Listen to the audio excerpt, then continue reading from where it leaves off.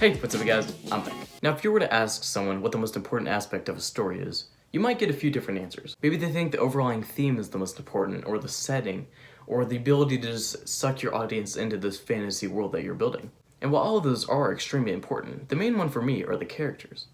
Characters are what drive the story. They're the things that make us laugh, or cry, or annoyed. And if you have characters that the audience can't feel connected to, then you pretty much jeopardize the whole story. Now, this isn't going to be a step-by-step video on how to make the perfect character. Because first of all, the perfect character doesn't exist. And second of all, storytelling is art, and it should be subjective. These are just going to be some tips on how the audience can actually care about the characters and situations that they're in. Now, the first tip in any story should be likability. An easy way to make the audience care about your characters is to make them like them.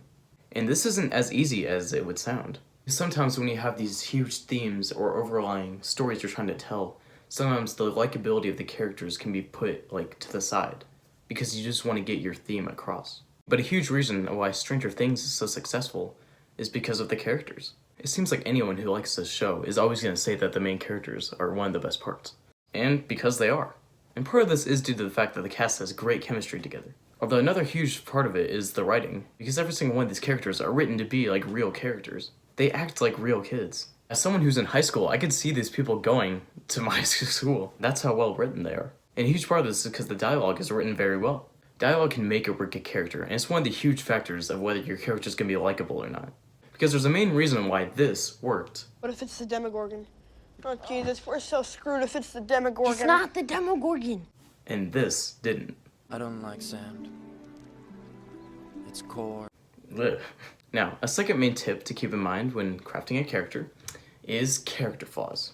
A character with flaws shows that they're human and ultimately helps the audience connect to them. Because someone who's perfect at everything can't relate to an audience like a normal human can. Now, I'm gonna describe to you a certain character and I'm gonna let you decide if this person sounds interesting.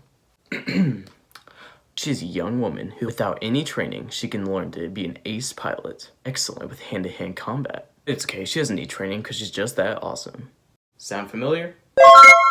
Ray is the most Mary Sue character I've ever seen.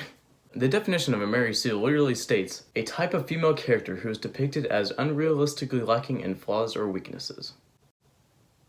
Now, I don't have a problem if you like Ray as a character, and I think it's cool that people can have a strong female role model in Star Wars. But that doesn't take away from the fact that she is still completely unrelatable. Even if you explain how she's like this, it doesn't take away anything from me. Yeah, sure, whatever. Okay, alright, okay, wait, what? Wait, what doesn't make any sense? Wait, when did you want to do that? Now the third tip is going to be the most divisive, and it will vary between stories. And that is backstories. Backstories are a way for the audience to learn more about these characters, and then in doing so, care more about them. But there are many different ways to do this. Because backstories aren't always necessary. Sometimes writers will include huge backstories and then include flashbacks throughout the story. Sometimes they'll just not include any backstories at all, and it actually works to their advantage. Like the Joker in The Dark Knight has no backstory at all. And even when we think that we're just gonna get a backstory shoehorned in, my father was a drinker and a fiend. it turns out that it was just a complete lie. I stick a razor in my mouth and do this. Which makes the character all the more interesting. Because a backstory for the character like the Joker, who has so much mystery and presence behind him, it would just ruin the character. Imagine if out of nowhere he just said, I'm actually a scientist, I fell into a vat of acid. That's how I came out like this. Okay, why is that important? I don't know. I just thought that right now would be the best time to say it. You're still going to Arkham Asylum. Oh shoot. It just wouldn't make any sense at all. So only have a backstory that ties into the actual plot of the story, and don't just have one to have one. And now that's all the tips I have for today.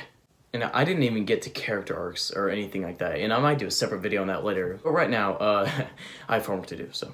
Just to recap, some tips to make a great character is likability, so your audience actually cares about them, flawed characters, so the audience can relate to them, and effective backstories to know when or when not to put them in.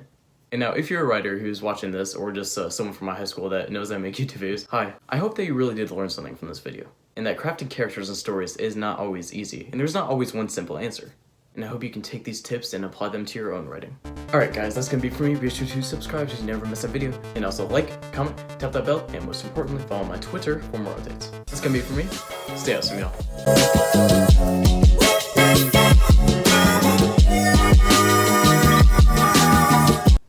Be sure to stay tuned for more news on my book coming soon.